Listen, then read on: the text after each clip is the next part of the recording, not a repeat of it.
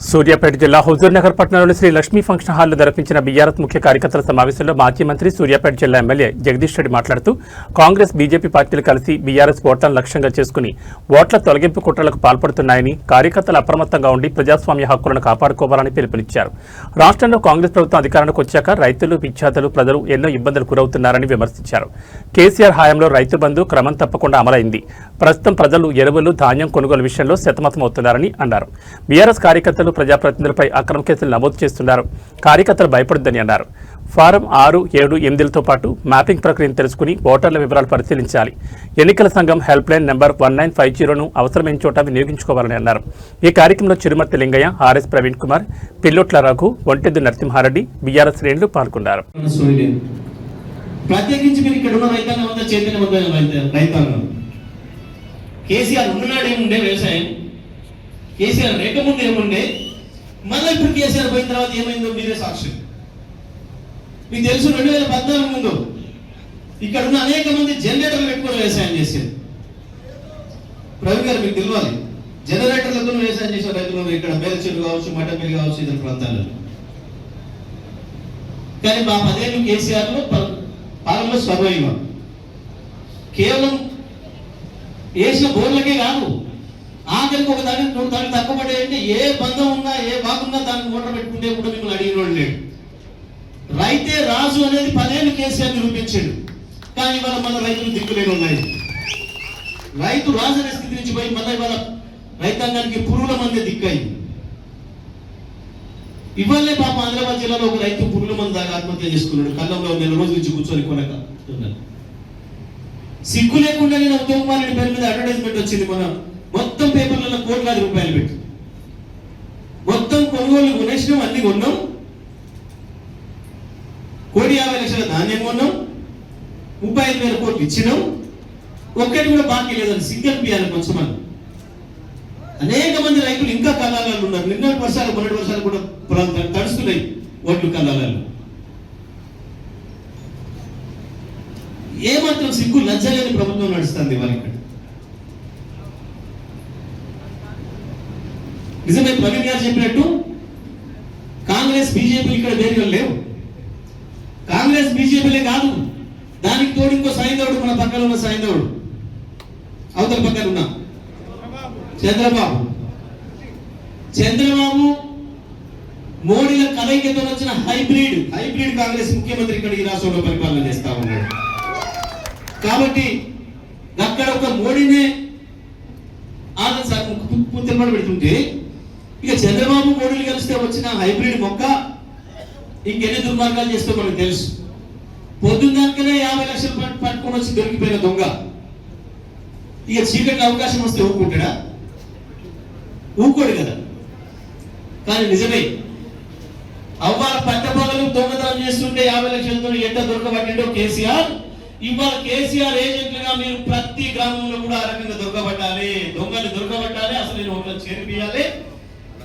తప్పకుండా రేపటికి కేసీఆర్ ముఖ్యమంత్రి చేయాలన్న కళను నెరవేర్చుకోవడం కొరకు ప్రతి ఒక్కరం కూడా ఈ రోజు నుంచి పనిచేసి ఎక్కడికక్కడ జాగ్రత్తగా ఉండి ప్రజల అభిప్రాయం ఏదైతే ఉందో ప్రజాస్వామికంగా ప్రజల అభిప్రాయాన్ని వ్యక్తీకరించే పద్ధతుల్లో ఆ అవకాశం ప్రజలకు ఇవ్వడం కొరకు నిత్యం మనం బార్డర్లో పనిచేసే సైనికులు ఎట్లా పనిచేస్తారో ఒక్క క్షణం కూడా కళ్ళు మూయకుండా ఆ పద్ధతుల్లో మనం ఇక్కడ పనిచేసి తప్పకుండా నిజమైన ఓటర్లను నమోదు చేసుకొని దొంగ ఓటర్లకు అడ్డుకట్ట వేసి ఈ రేపు రాబోయే ఎలక్షన్లకు ఈ పని చేయలే సిద్ధం కావాలి. తప్పకుండా మీరు ఆ పని ఇస్తే ప్రజల అభిప్రాయం వ్యక్తీకరించబడుతుంది.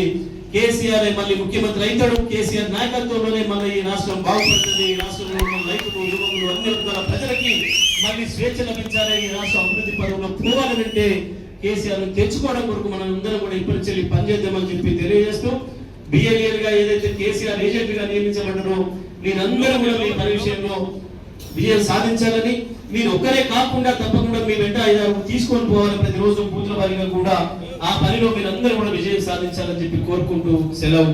జై తెలంగాణ.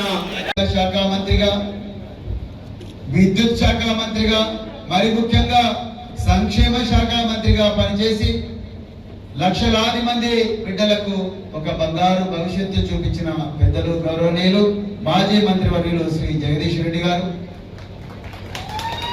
అదేవిధంగా నియోజకవర్గ సమన్వయకర్త, నాతో పాటు 2024లో నల్గొండ పార్లమెంట్ ఎలక్షన్స్ నుంచి భారత రాష్ట్ర సమితి అభ్యర్థిగా పోటీ చేసిన శ్రీ కంచర్ల కృష్ణారెడ్డి గారు, అదేవిధంగా సూర్యాపేట జిల్లా పార్టీ అధ్యక్షులు మాజీ రాజ్యసభ సభ్యులు శ్రీ బడుగు లింగయ్య యాదవ్ గారు, అదేవిధంగా పిల్లుట్ల రావు గారు, మరి ఇంకా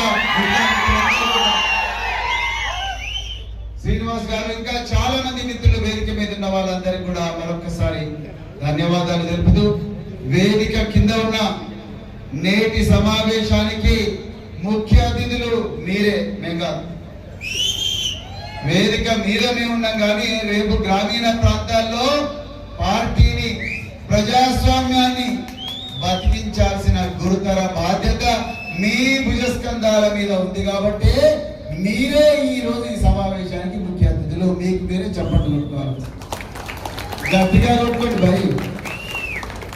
వెరీ గుడ్ మ్యామ్, మీరు కూడా కొట్టండి. Okay, thank you. మరి మిత్రులారా, మీ అందరి ఈరోజు సార్ కార్యక్రమాన్ని ఓ నరసింహారెడ్డి గారు, వారు మా అందరికన్నా గొప్ప మేధావి, వారు మీకు చెప్పే ఉంటారు కానీ వారు మీకు చెప్పింది కేవలం ట్రైలర్ మాత్రమే, అసలీ పిక్చర్ బాకీ హై, అసలైన సినిమా ఇప్పుడు వస్తుంది. ఓకే, సో మిత్రులారా, ఈరోజు మనం అందరం కూడా ఇక్కడ ఎందుకు వచ్చినామంటే ఈ తెలంగాణ రాష్ట్రాన్ని, ఈ దేశంలో ప్రజాస్వామ్యాన్ని కాపాడుకోవడం కోసం ఇక్కడికి వచ్చాం. ఇది చాలా ముఖ్యమైన సమావేశం. గతంలో జరిగినట్టుగా రకరకాల సమస్యల మీద మనం ఎన్నో సమావేశాలు పెట్టాం, ఎన్నో రాస్తారోకోలు చేశాము, ఎన్నో మరి ధర్నాలు చేశాము. వాటికి ఈ రోజు ఈ 4.5 గంటల సమయంలో జరుగుతున్న హుజూర్ నగర్ లో ఈ సమావేశానికి ఒక గుణాత్మకమైన తేడా ఉన్నది. ఈ సమావేశంలో మీరు ఎవరైనా నిద్రపోయినా, మీ సెల్ ఫోన్లలో చాటింగులు చేసిన,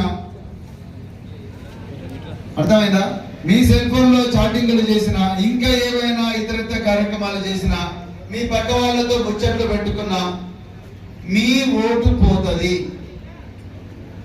దయచేసి గుర్తుపెట్టుకోండి, నేను ఎగ్జాంపుల్స్ తో సహా చెప్తాను. ఇప్పుడు మీ ఓటు పోతుంది. అందుకొరకే దయచేసి ఇక్కడ జరుగుతున్న విషయాలను, ఇక్కడ చెప్పబడుతున్న విషయాలు, వాటి మీద మీరందరూ కూడా దయచేసి ఫోకస్ చేయాల్సిందిగా నేను కోరుకుంటున్నాను.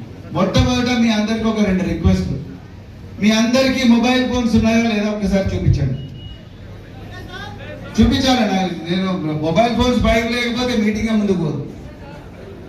అందరూ మమ్మల్ని నిలబడ్డారు కూడా మొబైల్ ఫోన్స్, ఒప్పో, వివో, ఇంకేమున్నాయి, ఐఫోన్, సామ్సంగ్, గెలాక్సీ అన్ని ఒకసారి చూపించండి. Very good, very good. Okay, దయచేసి మీ మొబైల్ ఫోన్ సైలెంట్ మోడ్ లో పెట్టండి, అంటే విమానం ఎక్కండి. మీ దాంట్లో ఎంతమంది విమానం ఎక్కాలనుంది? చాలా తక్కువ మంది. ఎయిర్పోర్ట్ కాబట్టుందంటున్నారు కాంగ్రెస్.